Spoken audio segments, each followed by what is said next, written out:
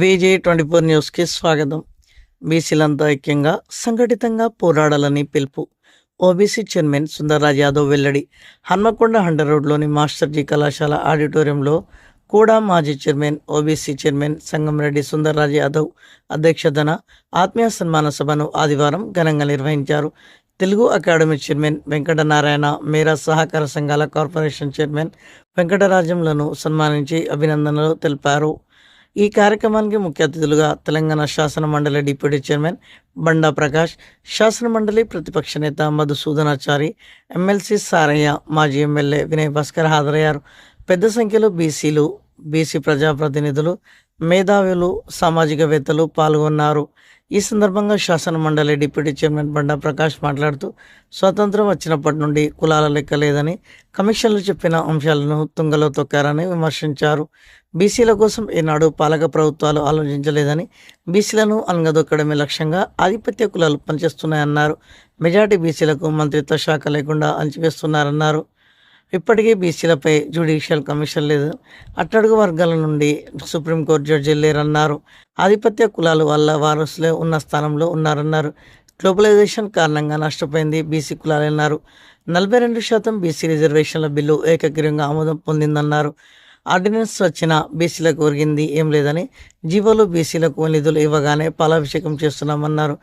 Creamy లేయర్ల పేరుతో బీసీలకు మరింత అన్యాయం చేస్తున్నారన్నారు. శాసన మండలి ప్రతిపక్ష నేత ఎమ్మెల్సీ సిరికొండ మోసల్చారి మాట్లాడుతూ, దేశంలో రాష్ట్రంలో ఆధిపత్య కులాలే శాసిస్తున్నాయని, రాజ్యాధికారం, డబ్బు ఆధిపత్య కులాల చేతుల్లో ఉన్నాయన్నారు. బీసీల ఆధిపత్యం లేదని, ఎందుకు ఈ దోపిడీ, అణచివేత జరుగుతుందో తెలుసుకోవాలన్నారు. బీసీలను అణగదొక్కే భయంకరమైన కుట్ర జరుగుతుందన్నారు. బీసీల హక్కుల కోసం పోరాడాల్సిన సమయం వచ్చిందని అనంతరం ఎమ్మెల్సీ బసవరాజ్ సారే మాట్లాడుతూ, బీసీ నేతలు ఒకే వేదికపైకి రావాలన్నారు. రాజకీయాల్లో యువత ముందుండాలన్నారు. ఈ సందర్భంగా మాజీ కూడా చైర్మన్, ఓబీసీ చైర్మన్, సభాధ్యక్షులు సంగంరెడ్డి సుందర్రాజ్ యాదవ్ మాట్లాడుతూ, తమిళనాడు రాష్ట్రంలో వచ్చిన చైతన్యాన్ని ఇక్కడ బీసీలు తీసుకోవాలన్నారు. తెలంగాణలో బీసీ మూవ్మెంట్ తీసుకొస్తేనే మన బతుకులు మారుతాయన్నారు. బానిస సంఖ్యలు తెచ్చుకోవాలంటే బీసీలు ఐక్యం కావాలన్నారు. సన్మాన గ్రహీత తెలుగు అకాడమీ చైర్మన్ కూరపాటి వెంకటనారాయణ మాట్లాడుతూ, బీసీ ఉద్యమం బలపడుతుందన్నారు. ఇన్నాళ్ళు బీసీల అనైక్యత అగ్రకులాలకు బలమైందని, అగ్రకులాల పార్టీల జెండాలు బీసీలు మోయాల్సి వస్తుందన్నారు. ఏ పార్టీలో ఉన్నా మన బీసీ అజెండా కోసం పోరాడాలన్నారు. మరో సన్మాన గ్రహీత మేరా సహకార సంఘాల కార్పొరేషన్ లిమిటెడ్ చైర్మన్ సంఘ వెంకటరాజ్యం మాట్లాడుతూ, చట్టసభలకు ఆమడ దూరంలో బీసీలు ఉన్నారన్నారు. తమిళనాడులో పైసా ఖర్చు పెట్టకుండా విజయ్ సీఎం అయ్యాడన్నారు. అక్కడ బీసీల చైతన్యం తెలంగాణలో రావాలని కోరారు. ఈ కార్యక్రమంలో మాజీ MLA Vannala Sriramulu, OBC general secretary professor గడ్డం భాస్కర్, బీజేపీ నాయకులు డాక్టర్ కాళీప్రసాద్, మాజీ జడ్పీ చైర్మన్ సాంబారి సమ్మారావు, ఈగ మల్లేశం, గౌడ సంఘం రాష్ట్ర అధ్యక్షులు బోనగాని యాదగిరి గౌడ్, వడ్నాల నరేందర్, అన్ని కులాల సంఘాల అధ్యక్షులు, ఓబీసీ సభ్యులు తదితరులు పాల్గొన్నారు.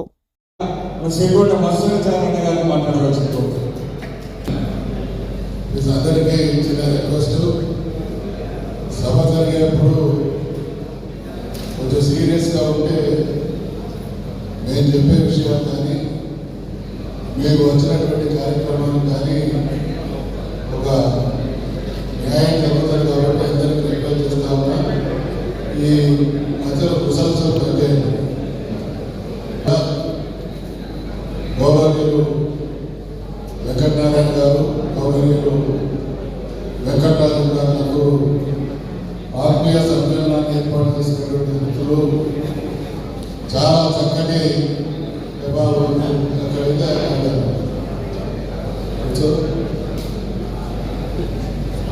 సమ్మేళనాన్ని ఏర్పాటు చేసినటువంటి సోదరులు సుందరరాజ్ గారు, వేదికమైనటువంటి భాస్కర్ గారు, సారథి గారు, బండా ప్రకాష్ గారు, వన్నాల శ్రీరాములు గారు, సాంబారి సమ్మారావు గారు, డాక్టర్ కాళీ ప్రసాద్ గారు, మా సోదరులిద్దరికీ వేదికమైనటువంటి తదితర మిత్రులందరికీ కూడా హృదయపూర్వకమైనటువంటి నమస్కారాలు తెలియజేస్తూ, ఈ దేశంలో మనమందరం ఒక్కసారి దేశంలో, రాష్ట్రంలో ఏం జరుగుతున్నది అనేటువంటి విషయాన్ని అర్థం చేసుకోగలిగినటువంటి స్థితిలో ఉండి కూడా ఆ దిశగా మనం ఆలోచించడం లేదు. వెంకటనారాయణ గారికి, వెంకటరావు గారికి, రాష్ట్ర ప్రభుత్వ కార్పొరేషన్ వారికి తలపెట్టిన ఈ సన్మాన కార్యక్రమానికి సభాధ్యక్షత వహిస్తున్న సోదరుడు సుబ్రహ్మణ్యం గారు, పెద్దలు గౌరవనీయులు వసనాచార్య గారు, పెద్దలు గౌరవనీయులు మాజీ మంత్రులు సోదరులు సారణ గారు, సోదరు భాస్కర్ గారు, సోదరు మన్నాల్ సింహం గారు, సోదరు సమారావు గారు, సోదరులు ఆలి ప్రసాద్ గారు, యాదగిరి గారు,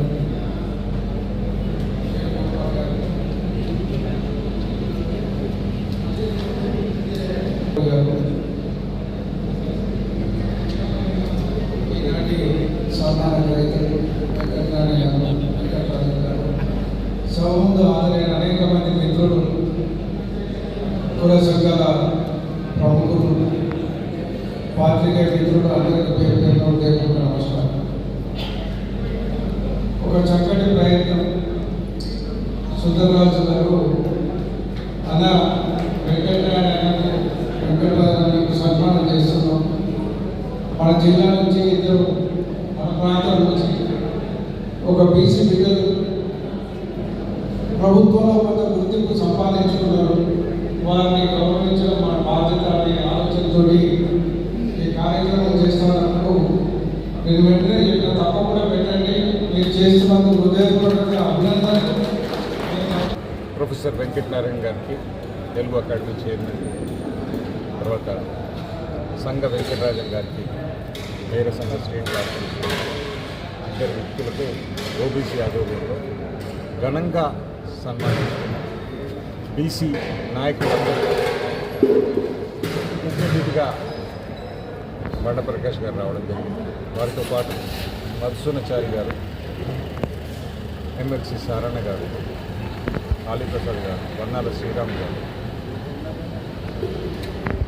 దీక్షకు మన రాజమౌళి గారు, వినయ్ భాస్కర్ గారు, అందరూ పార్టీలకు అతీతంగా ఇవాళ 2 చైర్మన్లు వరంగల్ జిల్లాకు రావడం, దాన్ని ఒక ఉత్సవంలాగా జరుపుకోవడం జరిగింది. దీంతో పాటు బీసీలందరూ వాళ్ళ ఐక్యత చాటడానికి వాళ్ళ ప్రతి ఒక్క లీడరు మనం సగం, మనకు సగపాలు కావాలి అనే నినాదంతో ప్రజలను చైతన్యం చేయాలి. బీసీ ప్రజలను చైతన్యం చేయడానికి ఇది ఒక వేదికగా బీసీలు ఏ పార్టీలు ఉన్నా ఎక్కడున్నా లోపల మనసులో మాత్రం మనం బీసీలు అనేది మరవకుండా, ఏ పార్టీ ఉన్నా ఆ పార్టీలో పార్టీ పదవులు కావచ్చు, ప్రభుత్వంలోకి వస్తే అధికార పదవులు కావచ్చు, ఆ సగభాగం వచ్చే వరకు కలిసికట్టుగా పోరాడతామని ఇవాళ అందరి నాయకులు చెప్పడం జరిగింది. ఇవాళ 70 ఏళ్ళలో స్వతంత్రం వచ్చి కూడా ఉమ్మడి ఆంధ్రప్రదేశ్లో కూడా బీసీ ముఖ్యమంత్రి లేడు. తెలంగాణ రాష్ట్రం ఏర్పడి దాదాపు 13-14 ఏళ్ళు అవుతుంది. అయినా బీసీలకు సముచిత స్థానం లేదనేది ప్రతి ఒక్క బీసీ మదనపడుతుంది. ఇవాళ తెలంగాణ ఉద్యమంలో బీసీల పాత్ర ఏందో ప్రతి ఒక్కరికి తెలుసు. జెండాలు పెట్టు, నినాదాలు ఇచ్చుట్లో ముఖ్య పాత్ర పోషించి తెలంగాణ రావటంలో వారి సర్వస్వం ధారపోసి తెలంగాణ తెచ్చుకున్నాం. కానీ తెచ్చుకున్న తెలంగాణలో ఎంతవరకు బీసీలకు న్యాయం జరిగింది? మా పోరాటం ఇవాళ తమిళనాడు మోడల్గా అక్కడ ద్రవిడియన్ ఉద్యమంతో బీసీలు 70 నుంచి 80% ఎమ్మెల్యేలు ఎలా అయ్యారు, ఈడ కూడా బీసీ ఉద్యమాన్ని మేలుకొని ఇవాళ మన ఓటు మనం వేసుకుందాం. వాళ్ళ దగ్గర నోటు ఉంది, మన దగ్గర ఓటు ఉంది. ఇలా నోటు వర్సెస్ ఓటు గెలుస్తుందా? ఇప్పటి వరకు నోటు గెలిచింది. రాబోయే రోజుల్లో ఓటు గెలవాలని మా ప్రయత్నం. మాతో పాటు ఎస్సీ, ఎస్టీ, బీసీ మైనార్టీలను కూడా కలుపుకొని ఇవాళ మా ప్రయాణం కొనసాగుతుంది. మేము కూడా అగ్రవర్ణాలకి ఎలాంటి వ్యతిరేకం లేదు. 70 ఏళ్ళు మీకు ఓట్లు వేసినాం. ఇప్పుడు మా వాళ్ళు నిలబడితే మీరు ఓట్లు వేయాలి. మేము కోరేది అంతే. మిమ్మల్ని కుర్చీలో పెట్టినాం, మంచిది. ఇప్పుడు మా వాళ్ళకి అవకాశాలు ఇవ్వండి. మేము గెలిచి సాధిస్తాం. మీరు మా వెనకాల ఉండి మొన్నటి వరకు మీ వెనకాల మేము ఉన్నాం. మిమ్మల్ని కుర్చీలో పెట్టినాం, మేము మంత్రి చేసినాం, ముఖ్యమంత్రులు చేసినాం, ఎమ్మెల్యే నుంచి ముఖ్యమంత్రి దాకా మిమ్మల్ని మీ వెనకాల మేము ఉన్నాం. ఒకసారి బీసీలకు అవకాశం ఇస్తే పోయేది ఏంది? మీ ఆస్తులు ఏదో గుంజుకునేది లేదు. ఎట్టి పరిస్థితుల్లో మాకు అవకాశం కల్పియండి. మేము ప్రజాస్వామ్యంలో బీసీలు సగబాలం ఉన్న జనాలకు అవకాశం కల్పించే బాధ్యత మీరు. ఇవాళ ఈడబ్ల్యూఎస్ చూస్తే మీలో ఉన్న జీవన్ రెడ్డి గారే మొత్తుకుంటారు, మరి మీరు 10% మా దగ్గర లీవ్లో పోయి మాకు 10% ఇచ్చిందండి. మీరు 10% ఇస్తే మీ 50% ఉన్న మీరు మా కోట మాకు ఇచ్చేయండి. మా కాడికత్తున్న 24, 27 తక్కువ పెడుతున్నది ఎందుకు? మా రిజర్వేషన్ మాకేయండి. మా 50% మీరు తీసుకొని ఎస్సీ ఎస్టీ వాళ్ళకి ఇచ్చేద్దాం. మీ శాతం ఎవరి శాతం వాళ్ళని తీసుకుందాం కదా. ఇక ఎమ్మెల్యేల వీలైతే కూడా అట్నే తీసుకుందాం. మా వర్గాలకు మేము రిప్రజెంటేషన్ చేయాలి కదా.